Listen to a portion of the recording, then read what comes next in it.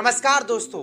आजकल आप लोगों ने देखा होगा कि दुनिया में कितने ज़्यादा युद्ध चल रहे हैं और ये भी कंफर्म है कि एक दिन भारत और पाकिस्तान का या फिर भारत और चाइना का युद्ध होना बिल्कुल तय है। इसीलिए हर देश आज के टाइम पर अपनी पावर, अपनी शक्ति बढ़ाने पर तुला हुआ है और इसी वजह से वो दूसरे देशों में अपने सैन्य अड्डे खोल रहे हैं। जहां पहले का टाइम था जब सिर्फ यूएस, फ्रांस, यूके, जर्मनी वगैरह ही दूसरे देशों में अपने सैन्य अड्डे बनाते थे, अब इसी दौर में भारत और चाइना भी बड़ी तेजी से आगे बढ़ रहे हैं और ये पूरी दुनिया जानती है कि चाइना ने भारत को स्ट्रिंग ऑफ पर्ल्स की चैन से पूरी तरीके से घेर रखा है ताकि भारत के साथ कभी भी युद्ध हो तो यहाँ से अपनी सेना भेज के भारत को तबाह कर दे। भारत तो चाइना का भी बाप है। भारत ने अपने नेकलेस ऑफ डायमंड के नेकलेस से चाइना को तो छोड़ो, चाइना के सारे सैन्य अड्डों को ही घेर डाला।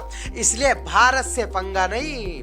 आज की वीडियो में हम यही बात करेंगे कि भाई जो सैन्य अड्डे बनाए जाते हैं उनका महत्वपूर्ण काम क्या होता है, वो किस लिए महत्वपूर्ण होते हैं और क्या है स्ट्रिंग ऑफ पर्ल और नेकलेस ऑफ डायमंड की पॉलिसी, और लास्ट में बात करेंगे भारत के इंपोर्टेंट सैन्य अड्डों पर। तो आइए चर्चा करते हैं। पर हाँ, इससे पहले मैं अपने बारे में कुछ जानकारी दे देता हूँ, आप ये देख लेना और इसके बाद अगर आपको ये वीडियो अच्छी लगे तो प्लीज इस वीडियो को लाइक कर देना और सब्सक्राइब कर देना। तो आइए स्टार्ट करते हैं वीडियो।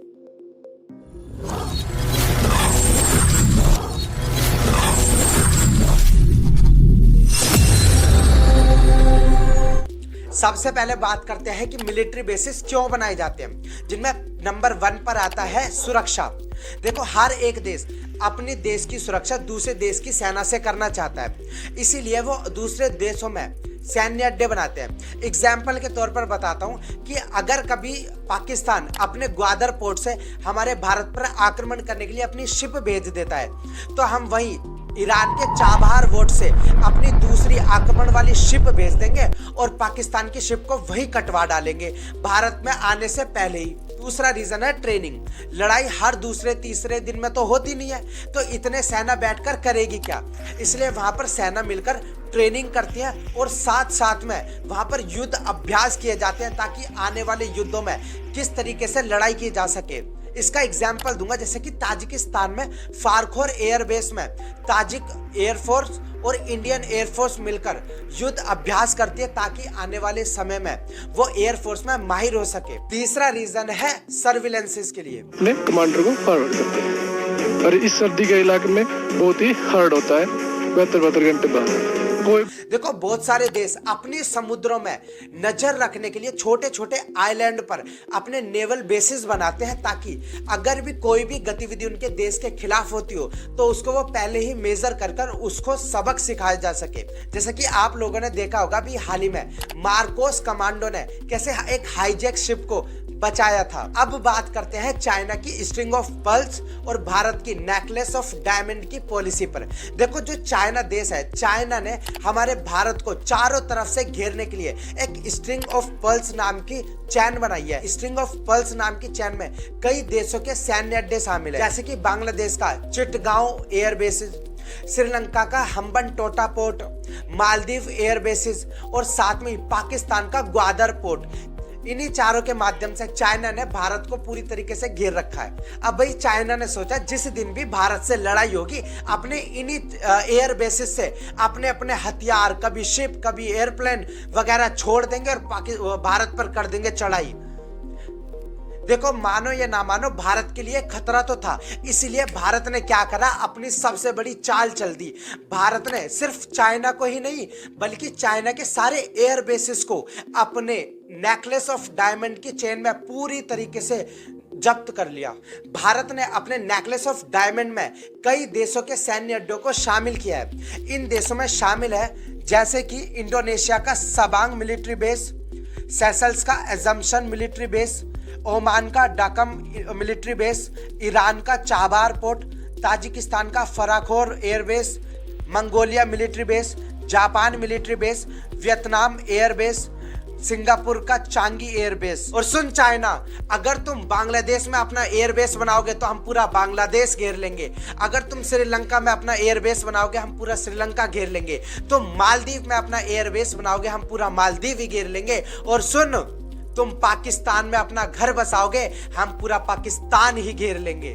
चाइना, औतात में सुन, भारत ही कह दे और पाकिस्तान तुम चाइना को अपना बाप मानकर कश्मीर की मांग करते हो तो सुनो, तुम दूध और खीर की बात करते हो, हम तुम्हें पानी भी नहीं देंगे और कश्मीर पर आंख उठाई ना तो लाहौर भी छीन लेंगे। अब हम भारत के कुछ इंपोर्टेंट मिलिट्री बेसिस पर बात करते हैं। इनमें नंबर 1 पर आता है फारखोर मिलिट्री बेस, जो कि ताजिकिस्तान में स्थित है।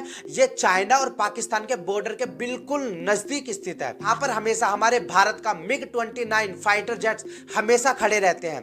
अगर कभी भी चाइना से या पाकिस्तान से युद्ध होता है ना, तो हम इसी में आड़ लेकर उस चाइना और पाकिस्तान का कॉरिडोर खत्म और तहस नहस कर देंगे, जिसमें चाइना ने भर भर के पैसा लगाया है और जिसकी वजह से पाकिस्तान पूरा कर्जे में जा चुका है।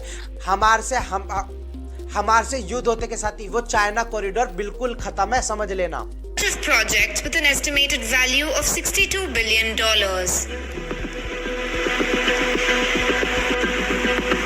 कुछ लोगों द्वारा बताया जाता है कि इस एयरबेस के बाद पाकिस्तान और ताजिकिस्तान में आपस में अनबन रहती है।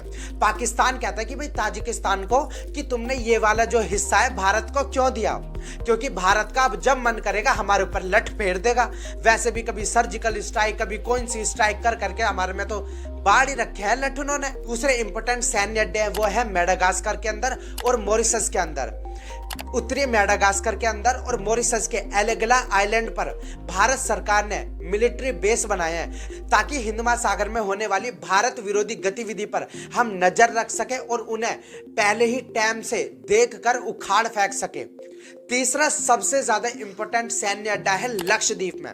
देखो, जो हमारे ये हिंद महासागर है ना, इसमें 2 इंपॉर्टेंट आइलैंड है, एक है मालदीव, दूसरा है लक्षद्वीप। और ये पूरी दुनिया जानती है, मालदीव तो वो कुत्ता है जो कभी किसका भगोना चाटने लगता है, कभी किसका भगोना चाटने लगता है। फिलहाल तो वो कुत्ते चाइना के तलवे चाट रहे हैं, उनका कभी भरोसा नहीं करा जा सकता।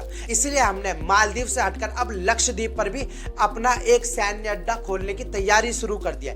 वैसे हमारे ऑलरेडी 4 सैन्य अड्डे उस पर है, लेकिन फिर भी 5वां जो हम खोल रहे हैं वो बिल्कुल मालदीव के बिल्कुल बगल में और साउथ लक्षद्वीप के अंदर खोल रहे हैं, क्योंकि चाइना मालदीव के अंदर अपनी रिसर्च शिप भेजता रहेगा ताकि वो भारत पर नजर रख सके।